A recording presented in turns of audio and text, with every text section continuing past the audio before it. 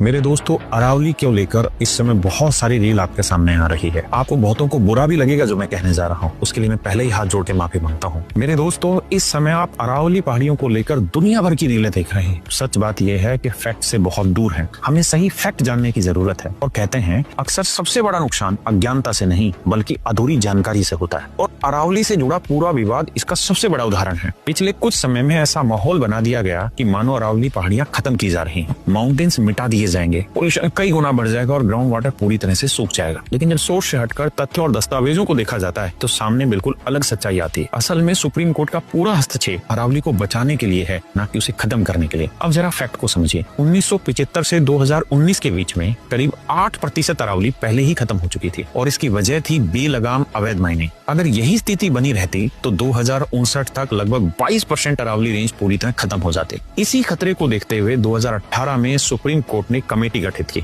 उस कमेटी ने अपनी रिपोर्ट में साफ कहा, पिछले 50, 60, 70 सालों में करीब 1/4 अरावली रेंज नष्ट हो चुकी है। अब सवाल था इसे कि रोका कैसे जाए। सबसे पहला कदम था ये तय करना कि अरावली की स्पष्ट और वैज्ञानिक परिभाषा क्या हो। यहीं से गलतफहमियां फैलाई गई और फेक नैरेटिव खड़ा कर दिया गया। कहा गया कि राजस्थान सरकार की 2002 की स्टडी जो 2006 में लागू हुई, उसके मुताबिक सिर्फ 100 मीटर से ऊपर की पहाड़ियां ही अरावली हैं और बाकी इलाकों को माइनिंग के लिए खोल दिया जाएगा, जबकि हकीकत इससे बिल्कुल उलट है। 100 मीटर वाली परिभाषा सिर्फ जियोलॉजिकल क्लासिफिकेशन के लिए थी, न कि संरक्षण खत्म करने के लिए। बाकी क्षेत्र पहले भी संरक्षित थे और आज भी हैं। अरावली सिर्फ राजस्थान तक सीमित नहीं है, ये गुजरात, हरियाणा और दिल्ली तक फैली हुई है। इसलिए जरूरी था एक कॉमन और यूनिफॉर्म फ्रेमवर्क तैयार किया जाए। इसी वजह से सुप्रीम कोर्ट ने फैसला लिया, एक टेक्निकल टीम बनाई जाएगी जो गुजरात से राजस्थान तक पूरी अरावली रेंज का अध्ययन करेगी और उसके बाद ही तय होगा कि कहाँ माइनिंग संभव है और कहाँ पूरी तरह प्रतिबंध रहेगा। तब तक के लिए सभी प्रकार की माइनिंग पर पूरी तरीके से स्टे लगा दिया गया। यहाँ तक कि 100 मीटर से नीचे के क्षेत्र और 2 अरावली पहाड़ियों के बीच 500 मीटर का इलाका भी पूरी तरह से सेफ जोन रहेगा।